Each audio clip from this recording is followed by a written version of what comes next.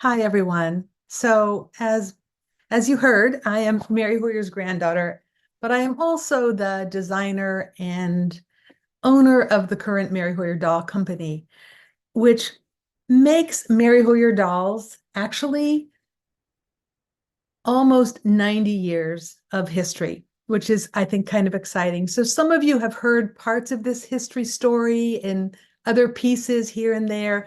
I'm going to try and be as complete but brief as I can because there's a lot of history, a family affair for over 90 years, and that is really true.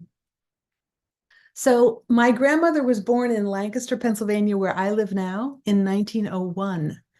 And she was the youngest of 14 and probably the spunkiest and born at the turn of the century. So, how her life looked was very different than her eldest sister, Alice, who was 18 years older than her.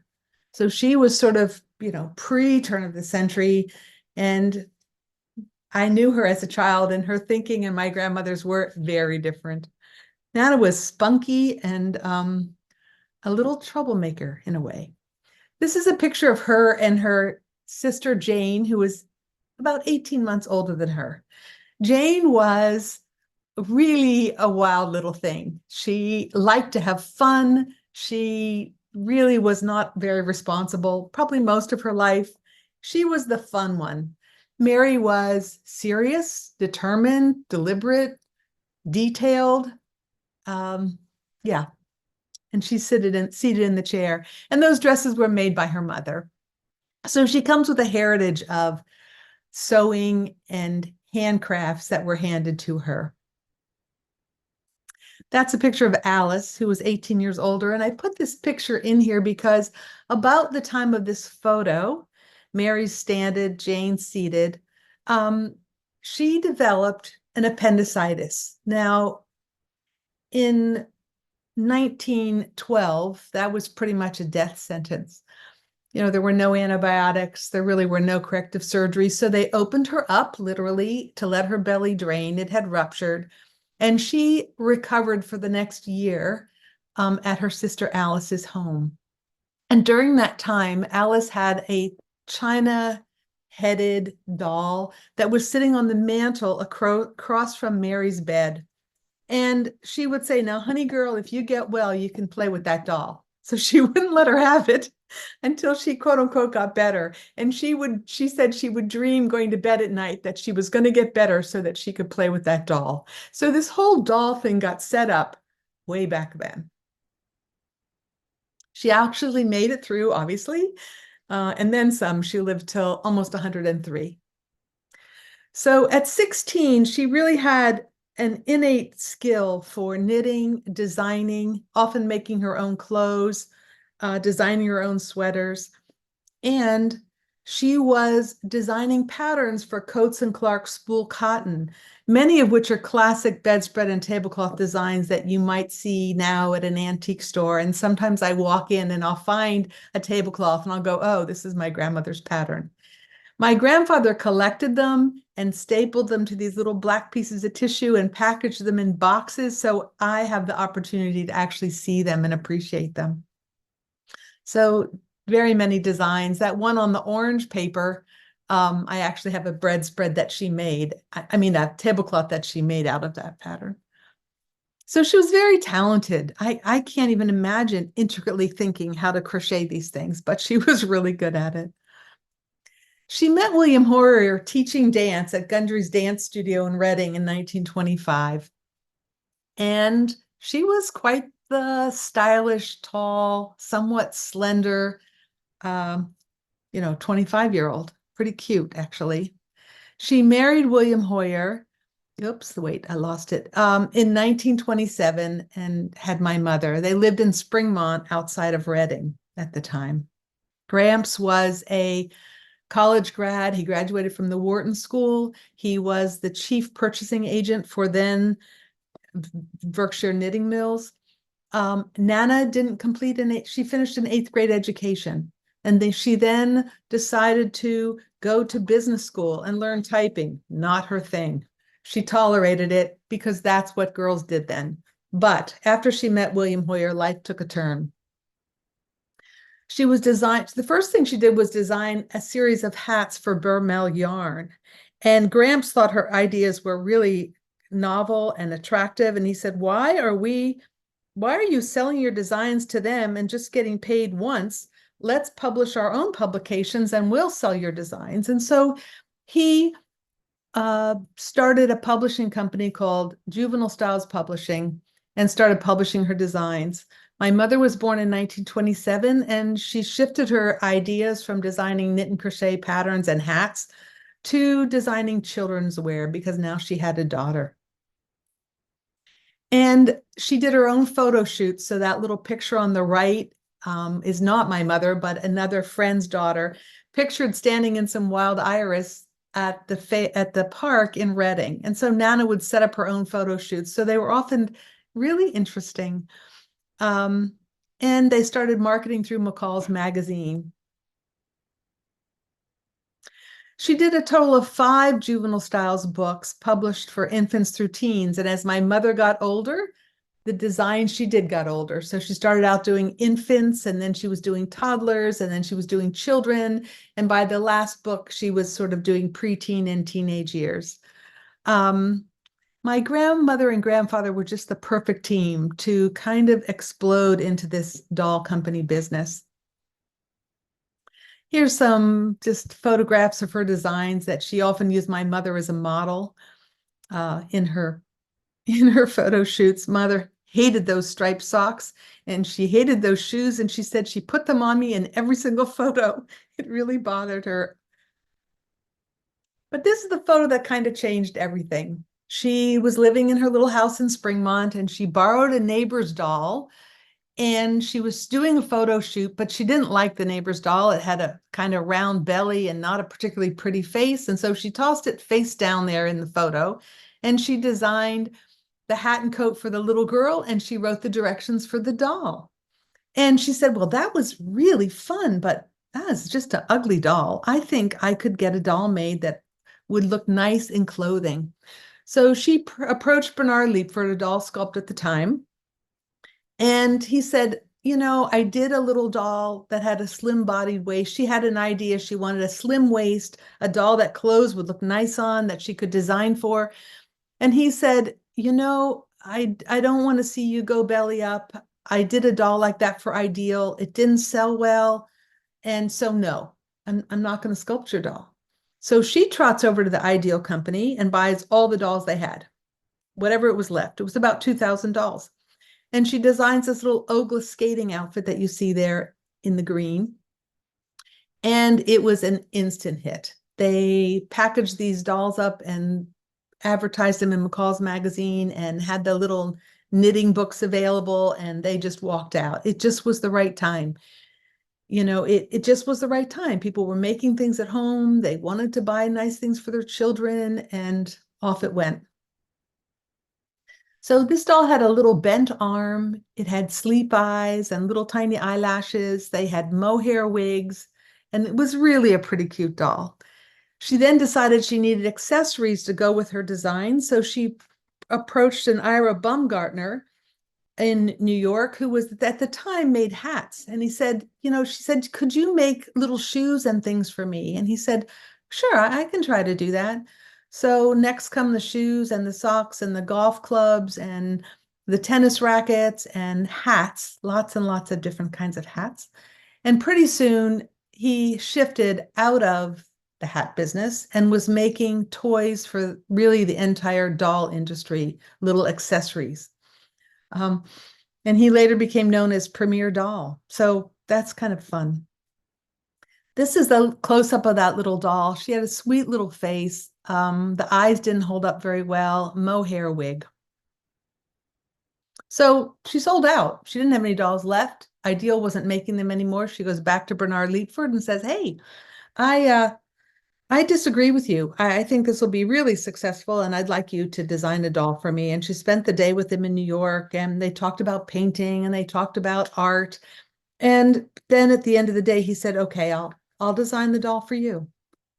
So the first little dolls, unfortunately, were supposed to be sleep eye, but the war effort was on, and it was impossible to get what you needed to make the mechanisms for the eyes because they had steel and metal in them. And so the first dolls came out with a side glancing painted eye and letters stamped on the back that said the Mary Hoyer doll. Mohair wig, came in a box like this. And my mother at the time was helping in the store, and my grandmother was having her put the shoes and socks on every doll that went out. And she said, Mom, why are we doing this? I'm just throwing the shoes and socks in the box. It takes too long. So this is the example of a doll, how it came in a box with the shoes and socks just tossed in there.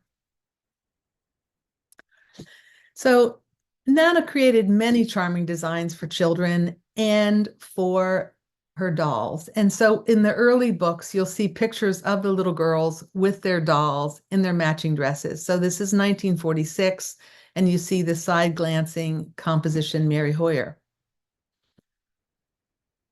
And this little sled suit and the little crocheted dress, so sweet. And little children's dress. And then she launched into making a collection of books for the dolls. And what's helpful about this is that you can see the evolution of the Mary Hoyer doll as these books were published. So 1948 was the first sleep eye composition. So if you can see there, and I can't because I have a banner across my screen, but the first little book on the left has the bent arm doll. The next three books actually have the painted eye dolls. And then the little skier with the white Angora is the first time we see a sleep eye composition. And then the last two books on the bottom are the hard plastic dolls. So 1950s, now we're into hard plastic. You see her picture here at her sewing machine with a doll on her sewing table. And once she was sort of done designing knit and crochet wear, she started launching into gowns, dresses, sportswear, more accessories, hats, shoes, skates, parasols, patterns she did for McCall's, kits where the fabrics were pre-cut and you could sew it and make it yourself. Really, really expanded in the 50s. So 1949 was the all-new hard plastic doll, and with it, just an explosion of outfits and gowns. She opened her shop in Reading, redesigned it and remodeled it in 1946. It was a very fashionable store. It became a destination space. She had yarn, dolls, knit and crochet items, and knitting lessons on Saturday. I was born in 1952, and this was like a child's dream to me, right? I spent every Saturday at the store. I'd walk up after my ballet lesson and do my quote unquote work. I would dust the cases and clean the glass and run the sweeper and got 50 cents. So this is a typical Mary Hoyer collection with coats and hats and furs and shoes and a trunk and a pretty doll. Fashion shows were exciting events. She would do these fundraisers for the community where she would come up with a theme, like Dolly's Out of This World was one of them, or the bridal party was another. And she would do all the dresses and all the designs. She did Miss America with 50 dolls, with one from every state, and she'd write the music, and she'd have an announcer announce them, and the dolls would be brought out one by one and placed on the stage. And when the fashion show was over, everyone would race to the store and they'd stay open late at night until all the dolls were sold. It was really, really fun. So here's a typical example of a bride and groom and all the bridesmaids and the ensemble for the bridal party from a fashion show. And these dresses were made from leftover fabrics and trims and pleating material that were left over from Vanity Fair. So my grandfather would bring home boxes of these loose ends, and Nana would use them to make her gowns and dresses. So they're very spectacular. Started out with a little tiny price list where you could buy parts for your doll and a little doll hospital, and you could order a new wig. The doll came in blue eyes and brown eyes, the hard plastics. They came in 4 different wig styles and 4 different wig colors, from platinum blonde to medium auburn to brunette. Occasionally there was a redhead thrown in there. So here's just some different faces and looks. The doll on the left, uh, platinum blonde with the same wig that was on the Tony doll, impossible to manage in style. But the Dynel wigs on the right were really the most manageable wigs. Boy wigs were done with a little caraco or fur. You can see a ponytail style there that she would use on the fashion show dolls, or the updo with the bun. These were some of my favorites as a kid. This is very typical, though. Typical wig, full bangs, little barrettes on either side, tight little curls with a matching hairnet. This is pretty much how they would come. Play clothes were the fare of the day, little dresses, rompers, shorts, tennis outfits. And the height of the industry in 1955, she introduces this 18-inch doll she calls the Gigi. And the Gigi doll was actually made by a company named Frisk, and it was not made for Mary Hoyer or sculpted for Mary Hoyer, but they put the Mary Hoyer name on the back, did a little bit of molding changes around the chin and the eye socket, and came to Mary and said, "Oh, look, we did your doll in a bigger size." And so my grandfather buys about 2,000 of them, or orders about 2,000 of them. Nana never liked them. She thought they were big and clunky, but she did some design work for them. And so we know that in 1955, on the biggest price list they ever had, she also features the Gigi doll. And so I know this is impossible to see, but what I want you to see is how many lines of items that you could buy for this doll. So the doll came undressed with all of this accoutrements that you could buy for them, both the Gigi and the 14-inch doll. So here's just a little example of accessories and play clothes that were typical of the era. Sunglasses, beachwear, bridal parties, fashion show doll, and the Gigi doll. And this is the face of the Gigi doll. She finished out her career with something called the Becky doll. The doll production stopped in 1965.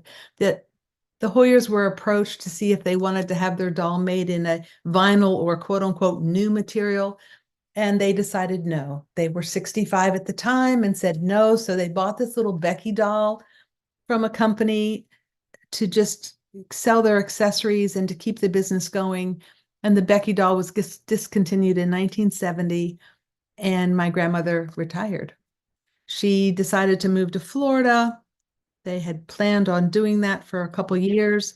She started painting in Florida. She joined a couple doll clubs. She continued to make and sell doll dresses at doll club, but in terms of running the business anymore, it just kind of closed down. It was 1970, and I came home from college and found the shop, which when I left looked like my normal grandmother's doll shop, was completely cleaned out. Everything was sold. And my mother had moved a clothing business into the space. And I was just like, what? Where did my life go? Wait, what happened? And it just kind of lived like a sadness for me for a while. This is a little bit of rundown just for some dates for you. 1934, the publishing company was formed. 1938, the shop opened. 1946, the shop was remodeled. 1938 to 43, the concept for Mary Hoyer doll from Ideal Doll purchased, followed by the first Mary Hoyer composition. 1941 was the first Mary's Dolly book that featured Ogla, the little skater. 1945 to 1960, she had a shop in Ocean City, which was a booming success. Little girls would line up outside the store with their quarters to buy one thing every day they were there on vacation. And I'd have a new crop of friends every couple of weeks. And then 48 to 49, the hard plastic doll came into view. 65, the hard plastic was discontinued. And 1970, the Becky doll was discontinued. Here's the lineup. On the left is the painted eye Hoyer, then the wood pulp Hoyer, and the hard plastic, the Gigi, and the Becky. So things go kind of quiet for a while. I'm going to college, Nana's painting, Gramps is walking the beach. Things look pretty comfortable. And then she was approached by a good friend, Virginia Haredall, who was with Doll Reader to see if she could, and a collector of Mary Hoyer things, to see if she would be willing to publish a book about her life, her story, and her dolls. And so they worked together hand in hand for several years, back and forth with photos and advertising and all the things that went into the book. And when the book came out, it was just the right timing. It was the time where there was starting to be sort of a real interest and sort of explosion in doll collecting. And it was followed by a series of patterns she did for Doll Reader magazine. Once a month or once every other month, she'd have a pattern in there of a Mary Hoyer design. And that was put together in Storybook and Heavenly Doll costumes. And about this time, I really noticed my grandmother's things getting very collectible. At the same time, my grandfather had a series of small strokes and was completely incapacitated. And I saw that, I don't know, life was getting much shorter for him. And what was she going to do? And so I thought, well, wouldn't it be fun to come out with a small collection of dolls to kind of honor her life and give her something to look forward to? And about this time, I had just was in medical school.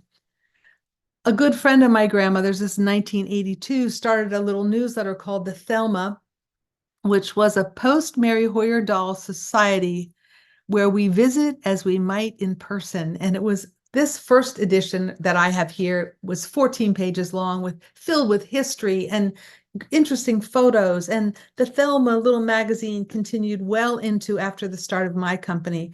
So over 25 years, she was producing this little magazine, which people have collected, which is just lovely. So 1988, Nana, let's make a new doll. What do you think? So I go down to visit her in 85 and I say, what do you think? And I didn't know how to get this doll made at all. No idea whatsoever. My husband, at the time, we went to a small doll show in Anaheim, California, and we were walking the show, and I met a lovely woman named Julie Goodkruger, and she said, I can help you. I'll tell you who to call. I'll tell you how to get your doll made. So I do all the steps she tells me, and lo and behold, I come up with a doll with 3 different heads. One is a painted eye head, one's a glass eye head, and one was sculpted to be able to take a sleep eye. And I took the parts down to Nana. I was so excited. I thought she'd be so excited. What do you think? And she says, well, that's nice, but I really wanted to publish that children's book that I wrote. I'm like, oh, that would be so much easier, but okay.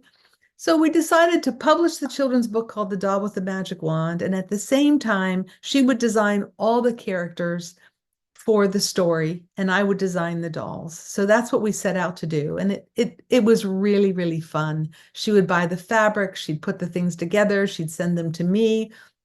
We'd write letters back and forth. I love this one particularly because she talks about my machine and this fabric fought me all the way. I had to get a very fine needle so it wouldn't snag the fabric. I don't know if you can photograph this dress or not. It was difficult to make it perfect. Take the front pattern and just take off a 16th of an inch. Now, if you knew Joan and I, who's my seamstress, we talk about 16th and 1/8 of an inch in a difference to make it fit just right. So I thought this was really funny. So I have a whole stack of letters from her during this time about her thoughts and the fabric and the dresses and what she wants to do with it. They're just real treasures.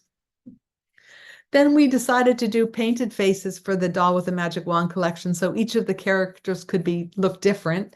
And my mother and my grandmother and I sat around with these blank heads trying different eyes until we got the look we wanted.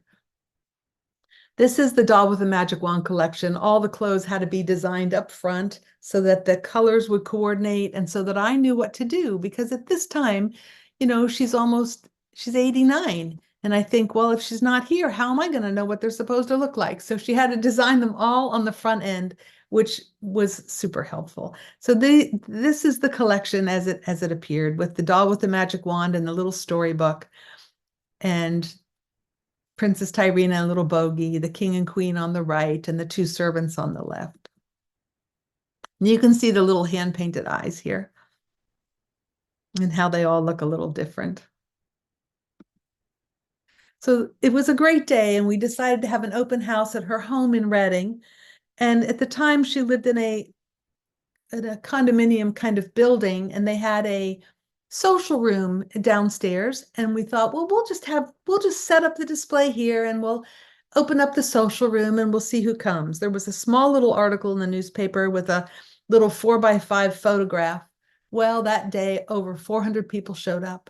People who had worked for her, people who had worked for the company, people who had been models in her books, people who had been in the wigging side of things, 17 wiggers at one time, just putting wigs on and shipping dolls, people who'd worked for my grandfather at, Berkshire knitting mills. And it was like an amazing day for her. She got to see people she hadn't seen in 50 years, 60 years, 70 years.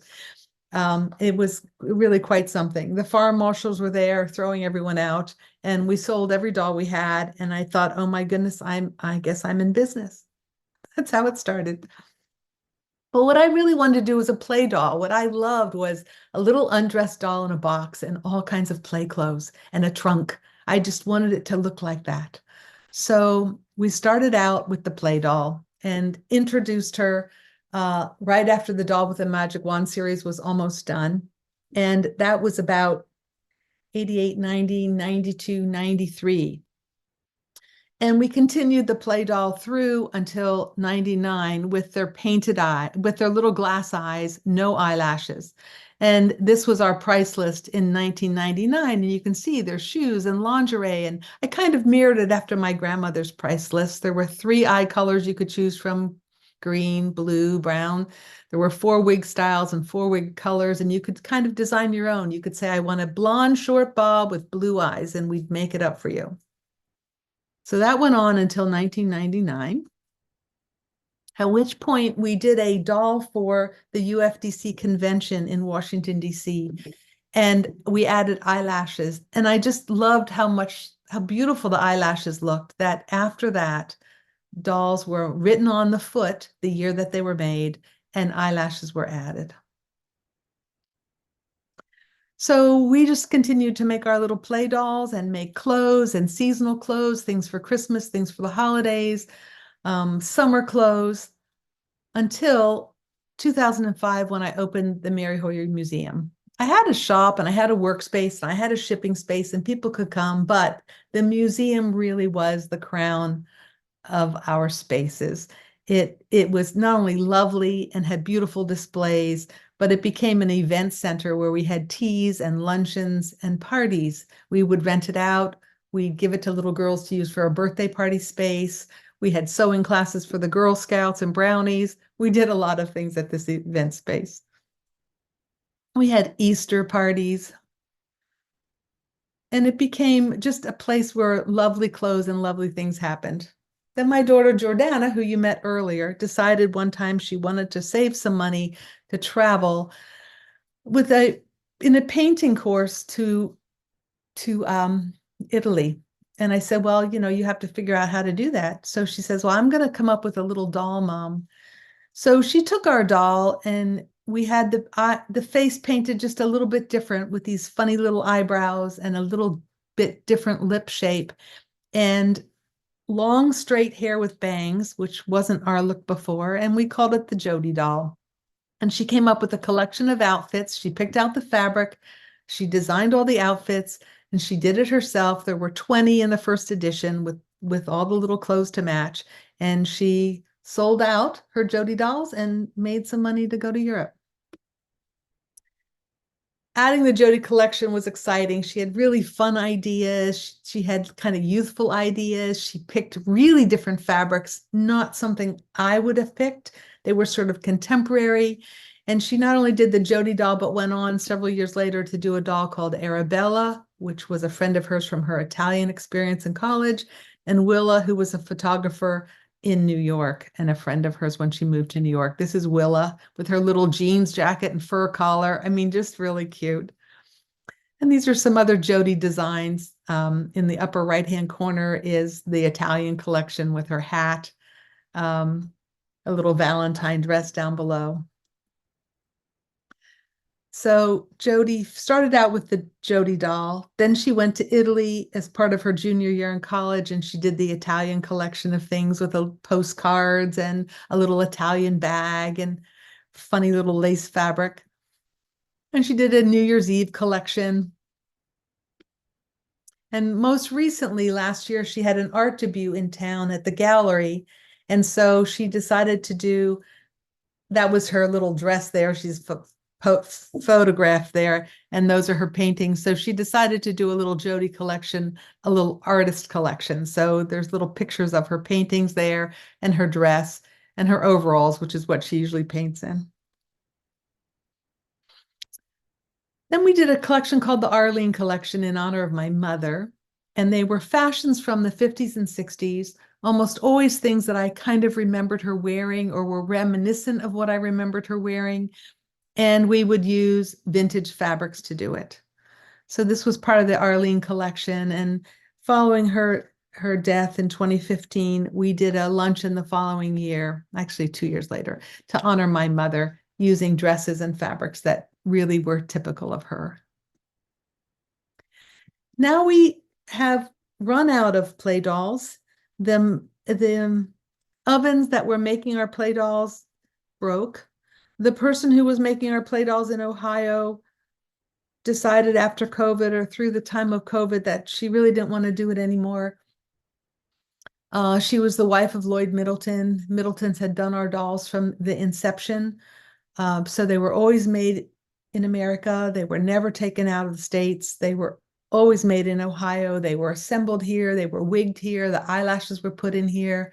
They were painted at the factory in Ohio. And so when Janice decided, I'm really sort of done, we looked into trying to fix the ovens, sent out my brother, the electrician, and he said, well, it'll cost about $5,000 to fix the ovens.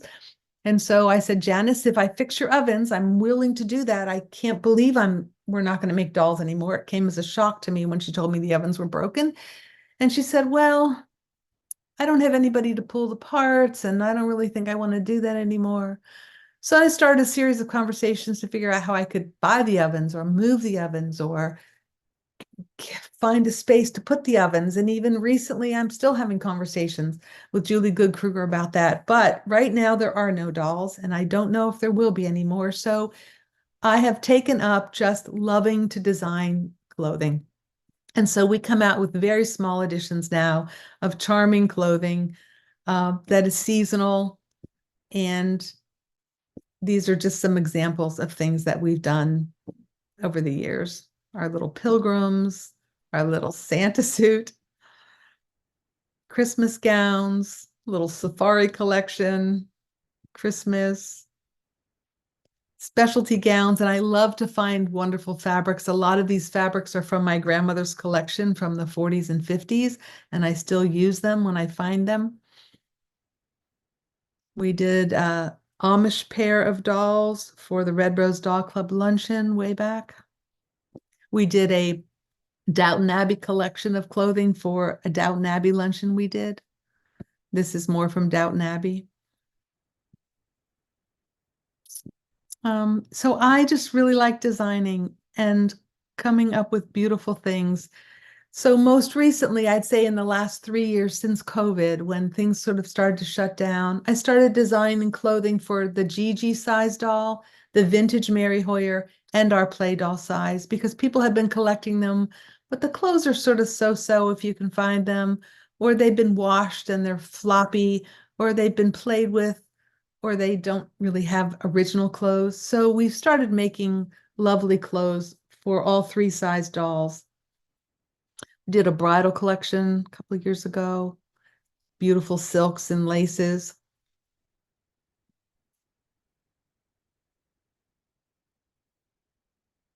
And you have to admit, she just is one of the prettiest dolls faces in the industry, I think.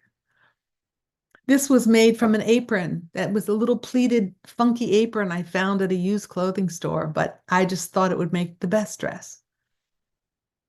We did a collection 2 years ago called The Gay 90s to the Roaring 20s, where I did 5 outfits based on that particular time period. So these are dolls from that collection. This was the 1920s. We've done beautiful gowns for Gigi, almost always do Christmas event gowns. We do Mother's Day gowns. We do summer frocks. This was the Mother's Day collection we did this year. And we did all three sizes in these dresses, but they were all different. So they would look fun on a shelf if you had two sizes of dolls. They were all just pretty. And I couldn't say enough if I didn't include my seamstress, Joan. She has been sewing for me for almost 30 years. She has done every dress you saw in these photos, except for the Doll with a Magic Wand collection. She has been the solitary seamstress doing these beautiful gowns and dresses. She walked into my store. I was at my wit's end. Jordana was too. I couldn't get the Doll with the Magic Wand clothes made to my liking. I was very particular. I was ready to quit. I just started the play doll. I had a couple seamstresses. Their things were not as detailed as I wanted. And I was really about to give up. And a newspaper article about me came out in the Lancaster newspaper, and Joan saw it. And so she calls me and she says, I saw your article in the newspaper and I'd like to sew for you. Now, I literally had just been praying, please either send me somebody or let me out of this. I'll just be a doctor. I'm done. It's okay. And she appears on the scene and she walks in the shop. And I said, well, here's some fabric and here's the lace and here's the pattern. And this is what I want it to look like. And this is how I like the waist top stitched and blah, blah, blah, blah, blah. And, she said, fine, I'll call you when I'm done. And 2 days later, she calls me. She shows up. It is perfect. It is perfect. And I'm so excited. I could hardly stand it. And she started sewing for me then. And I was just at her house yesterday picking up 12 of the most gorgeous gowns that she just made. And I'm still just speechless at her seamstress ability. So you have to understand that all of the beautiful things I designed, she sews. And so we really have been a team. And we keep saying, well, whenever you're ready to quit, I'll quit. Well, whenever you're ready to quit, I'll quit. But neither of us really want to quit. So here we are.